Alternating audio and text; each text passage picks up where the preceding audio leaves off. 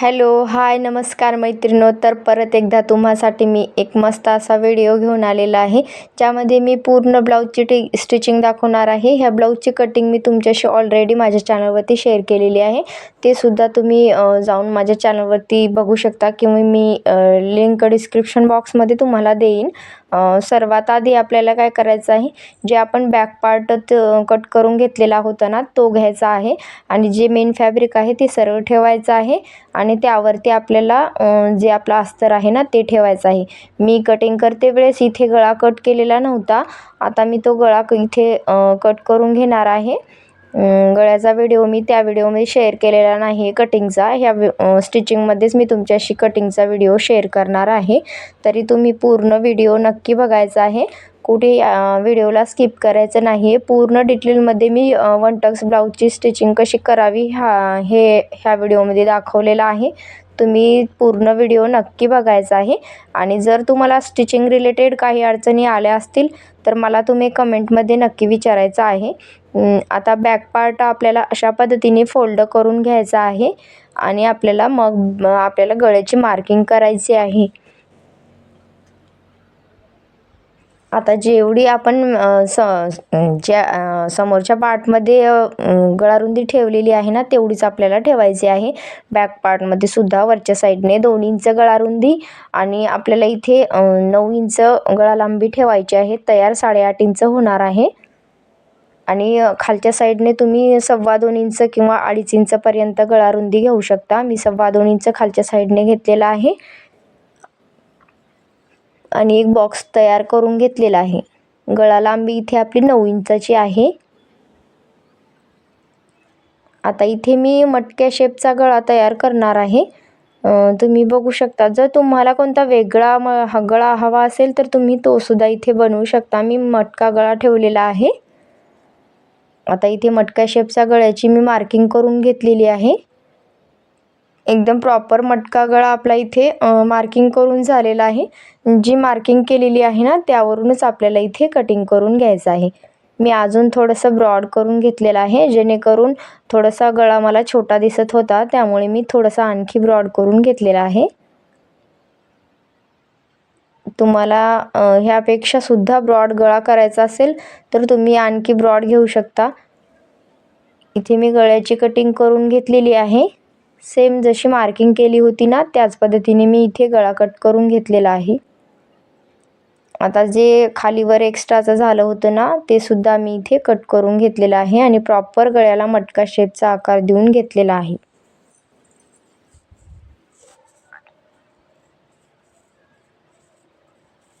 आता हे गळा आपल्याला व्यवस्थित अस्तरवरती सेट करायचा आहे. आता आपण काय करूया, गळ्याच्या साईडने एक मार्किंग करून घेऊया. सर्वात आधी तर खालच्या साईडने 1/2 इंचाची स्टिचिंग करून घेऊया, जेणेकरून अस्तर हे व्यवस्थित आपलं सेट राहील. थोडंसं हलल्यासारखं होणार नाही आहे. स्टिचिंग करते वेळेस आपल्याला प्रॉब्लेम येणार नाही आहे. मी गळ्याच्या शेपवरती केवढी आपल्याला स्टिचिंग करायची आहे ना, तेवढीच इथे मार्किंग करून घेतलेली आहे. मी आता खालच्या साईडने सुद्धा रिपीट मार्किंग करून त्यावरती आणखी एक शिलाई करून घेणार आहे, जेणेकरून आपली शिलाई नंतर कट्स दिल्यावर तुटणार नाही आहे. इथे मी बॅक पार्ट पूर्ण स्टिच करून घेतलेला आहे. थोडीशी क्लिप माझ्याकडून कट झालेली होती स्टिचिंगची, तरी तुम्ही समजून घ्या. जर तुम्हाला व्हिडिओ बॅक पार्टचा समजला नसेल तर माझ्या चॅनलवरती मी बरेचसे व्हिडिओ डिझाईनचे अपलोड केलेले आहेत, ते तुम्ही बघायचं आहे. आता मी समोरच्या पार्टची स्टिचिंग करणार आहे. समोरचे पार्ट असे समोरासमोर ठेवायचं आहे आणि त्यावरती आपल्याला लायनिंगची पीस ठेवून घ्यायचं आहे. राईट साईडवरती आपल्याला हे अस्तर ठेवायचं आहे. जे मेन फॅब्रिक आहे ना, ते आपल्याला सरळ ठेवायचं आहे. जी सरळ बाजू आहे ना, ती ठेवायचं आहे आणि त्यावरती आपल्याला लायनिंगची पीस ठेवायचं आहे आणि गळ्याच्या साईडने 1/2 इंचाची स्टिचिंग करायचं आहे. आपल्याला इथे गळ्याला पायपिंग लावायची नाही आहे.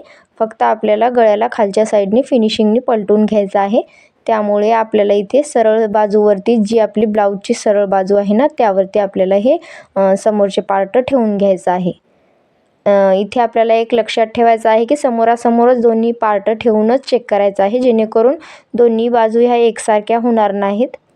आता त्यावरून एक दाब टीप देऊन घेऊया. दाब टीप नेहमी काय करायचं आहे, आपल्याला जे अस्तरची पीस आहे ना त्यावरती द्यायचं आहे. मेन फॅब्रिकवरती आपल्याला दाब टीप द्यायची नाही आहे.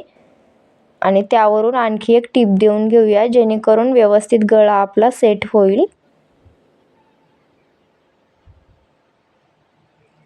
आता चारी बाजूने आपल्याला सेम ह्याच पद्धतीने स्टिचिंग करून घ्यायचं आहे, जेणेकरून अस्तर हे व्यवस्थित आपलं लायनिंगच्या पीसवरती सेट होईल. त्यामुळे पूर्ण बाजूने शिलाई करून जे काही एक्स्ट्राचं कापड असेल ते आपण कट करून घेऊया. आता जे एक्स्ट्राचं झालेलं आहे मी ते इथे लगेचच कट करून घेते.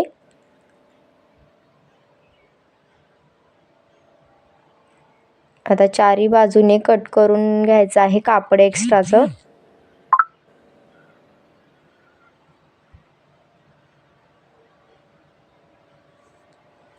आता इथे दुसरा सुद्धा पार्ट आपल्याला सेम त्याच पद्धतीने स्टिच करायचा आहे.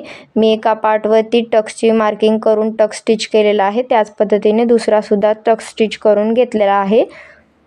आता आपण दोन्ही पार्ट आपले तयार झालेले आहेत. एकदाचं चेक करायचं आहे कोणता भाग खालीवर झालेला नाही हे एकदाचं चेक करायचं आहे.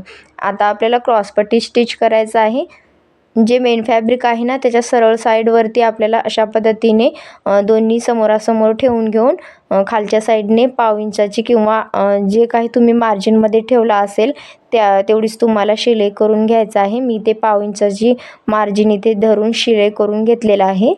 दोन्ही क्रॉसपट्ट्यावरती सेमच मार्जिन पकडून इथे आपल्याला खालच्या साईडने शिलाई करायचं आहे. मेन फॅब्रिकवरती आपल्याला हे लायनिंगची पीस ठेवायचं आहे. आणि आता अस्तरावरती आपल्याला इथे दाब टीप द्यायची आहे. दोन्ही क्रॉसपट्ट्यावरती अशाच पद्धतीने आपण दाब टीप देऊन घेऊया. आता दोन्ही क्रॉसपट्ट्या आपल्या सेम त्याच पद्धतीने तयार करायचं आहे. आता आपल्याला काय करायचं आहे, पलटून झाल्यानंतर अस्तर खालच्या साईडने वरून सुद्धा एक शिलाई करायची आहे, जेणेकरून क्रॉसपट्टीला कुठल्याही साईडला फुगा वगैरे येणार नाही. व्यवस्थित आपली क्रॉसपट्टी तयार होणार आहे. आता हे दोन्ही क्रॉसपट्ट्या तयार झाल्या, मग आपल्याला वरच्या साईडने सुद्धा एक शिलाई करायचं आहे, जेणेकरून आपण जेव्हा क्रॉसपट्टी स्टिच करू तेव्हा कापड खालीवर होणार नाही. त्यामुळे वरच्या साईडने सुद्धा तुम्ही शिलाई करत चला. एकदम फिनिशिंगने इथे आपलं ब्लाऊज तयार होणार आहे. छोट्या छोट्या गोष्टीवर तुम्ही लक्ष द्या, जेणेकरून तुमचं सुद्धा ब्लाऊज एकदम परफेक्ट असं फिनिशिंगने तयार होईल. मेन म्हणजे आपल्या ब्लाऊजला फिनिशिंग मस्त आली तरच आपलं ब्लाऊज व्यवस्थित दिसेल. घातल्यावरती सुद्धा ब्लाऊज एकदम व्यवस्थित फिनिशिंगने दिसलं पाहिजे. त्यामुळे आपण आपलं काम एकदम फिनिशिंगने केलं पाहिजे. आता आपल्याला दोन्ही क्रॉसपट्ट्या तयार झालेल्या आहेत. इथे सुद्धा क्रॉसपट्ट्या आपल्याला परत एकदा चेक करायचं आहे की दोन्ही क्रॉसपट्ट्या सेम आलेल्या आहेत की नाही. जर कुठे कमी जास्त झाले असेल ते तर इथे लगेचच कट करायचं आहे. आता आपल्याला अशा प्रकारे दोन्ही भाग एकमेकावरती ठेवून उलट्या साईडने ठेवायचा आहे आणि स्टिच करायचं आहे. सरळ बाजू ही आतल्या साईडने आली पाहिजे आणि त्यावरून आपल्याला स्टिच करून घ्यायचं आहे. इथे आपण डबल टीप देऊन घेऊया, जेणेकरून आपली ही शिलाई उकलणार नाही.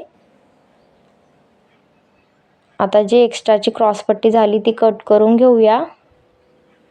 समोरच्या पार्टला सुद्धा कुठे कमी जास्त वाटलं असेल तर ते आपल्याला लगेचच कट करायचं आहे. ह्यावरून आणखी एक आपण टीप देऊन घेऊया, जेणेकरून क्रॉसपट्टी ही घातल्यावरती वर उचलणार नाही, तिच्यावर दाब राहील. त्यामुळे आपण आणखी एक स्टिच लावून घेऊया. ह्याच पद्धतीने दुसरा सुद्धा पार्ट मी तयार करून घेतलेला आहे आणि आपल्याला परत एकदा चेक करायचा आहे की कोणता भाग खालीवर झालेला नाही. आता इथे आपला थोडासा भाग खालीवर झाला होता, मी ते इथे शिलाई मारून अशा पद्धतीने ॲडजस्ट करून घेतलेला आहे. तुम्हाला सुद्धा बारबारदा अशाच पद्धतीने चेक करायचं आहे, जेणेकरून हुकपट्टी आणि आयपट्टी आपली सारखीच तयार होणार आहे, कोणतीही कमी जास्त होणार नाही. अशा पद्धतीने आपली इथे दोन्ही पार्ट तयार करून झालेले आहेत.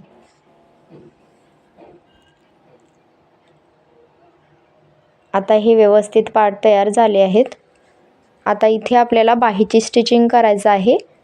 बाहीची स्टिचिंग करण्यासाठी जे आपलं मेन फॅब्रिक आहे ना ते आपण काढून घेऊया. मेन फॅब्रिकच्या राईट साईडवरती हे बाही ठेवून घ्यायचं आहे. मी तुम्हाला एकच बाही स्टिच करून दाखवते.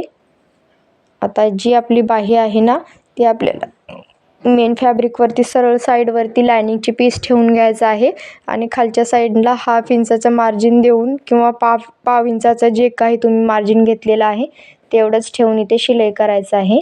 आणि ही पूर्ण आपल्याला खालच्या साईडनं पलटून घ्यायचं आहे. त्यासाठी आपण अस्तरवरती दाबटीप देऊन घेऊया, जेणेकरून व्यवस्थित खालच्या साईडला हे लायनिंगची पीस पलटून जाईल. आता वरून एक सुद्धा आणखी एक टीप देऊया. व्यवस्थित अस्तर सेट करत इथे आपल्याला टीप देऊन घ्यायचे आहेत. आता चारही बाजूने आपल्याला शिलाई करून मेन फॅब्रिकवरती अस्तर सेट करून घ्यायचं आहे. आता जे बाजूने एक्स्ट्राचं झालेलं आहे ना ते सुद्धा आपण कट करून घेऊया.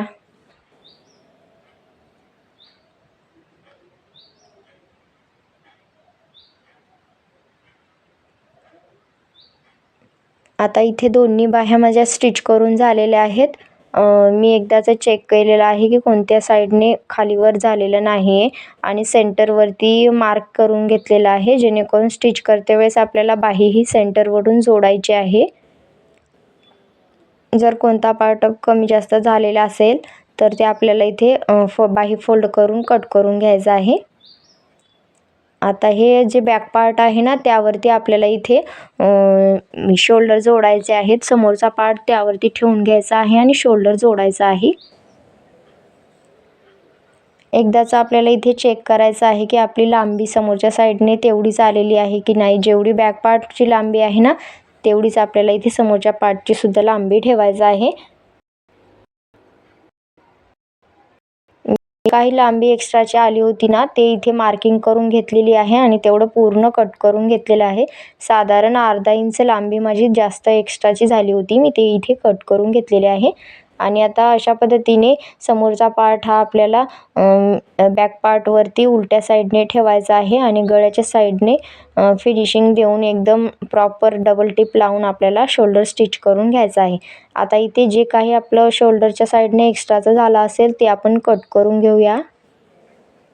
माझं थोडंसं एक्स्ट्राचं होतं, मी ते कट करून घेऊन एकदम दोन्ही शोल्डर बरोबर आपल्याला इथे करून घ्यायचं आहे. मुंड्याच्या साईडने सुद्धा थोडंसं खालीवर झालं असेल ते सुद्धा आपण कट करून घेऊया. आता सेम ह्याच पद्धतीने दोन्ही शोल्डर आपल्याला स्टिच करून झाले आहेत.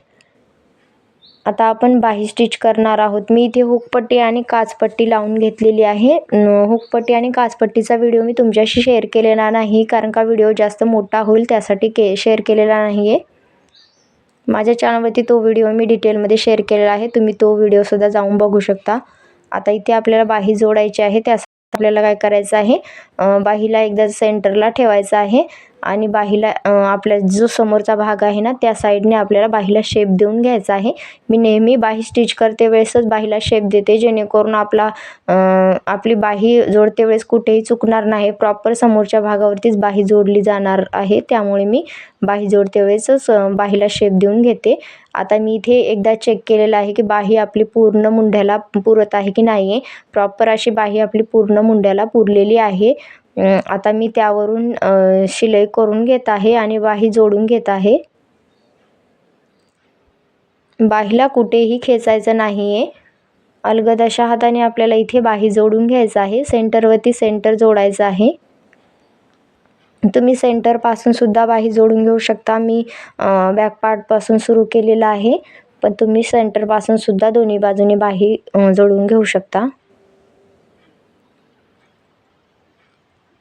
अर्ध्या इंचचं मार्जिन कवर करत इथे मी बाही स्टिच करून घेतलेली आहे. थोडंसं काही एक्स्ट्राचं वगैरे झालं असेल ते इथे आपण कट करून घेऊया. आता इथे पूर्ण बाही स्टिच करून झालेली आहे. मी ह्यावरती आणखी एक शिलाई करून घेते, जेणेकरून आपली शिलाई ही नंतर निघणार नाही आहे. तुम्ही सुद्धा रिपीट शिलाई करत चला, जेणेकरून ब्लाऊज वॉश केल्यावरती सुद्धा आपले जी शिलाई आहे ना ती लूज पडते, त्यामुळे आपण ही डबल शिलाई करणे गरजेचं आहे. आता मी इथे बॉर्डर लावून घेतलेला आहे. बॉर्डरचं सेंटर काढून घेते आणि दोन्ही बाहेला सेम अशाच पद्धतीने मी बॉर्डर लावून घेते. खालच्या साईडला इथे आपल्याला बॉर्डर लावायची आहे. जी साडीतील बॉर्डर आहे, तुम्ही इथे तुमची जर बॉर्डर असेल तर तुम्ही लावली तरी चालेल, नाही लावली तरी चालेल.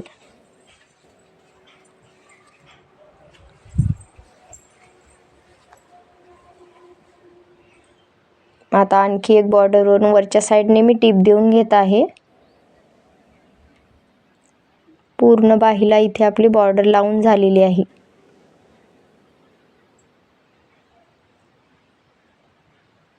काही एक्स्ट्राचे धागे वगैरे आले असतील बाजूला तर ते आपल्याला कट करायचं आहे. आता सेम दुसऱ्या सुद्धा साईडला ह्याच पद्धतीने आपल्याला बाही स्टिच करायचं आहे. स्टिच झाल्यानंतर मी दोन्ही साईडला फिटिंगची शिलाई करून घेतलेला आहे. दोन्ही साईडचे बाजू जोडून इथे फिटिंगची शिलाई करून घेतलेली आहे. तुम्ही बघू शकता प्रॉपर अशी सरळ शिलाई आपल्याला आलेली आहे फिटिंगची. यानंतर आता हे स्टिचिंगचा ब्लाऊज आपला पूर्ण कंप्लीट झालेला आहे. चला तर मग पुन्हा भेटूयात अशाच एका छानशा व्हिडिओ.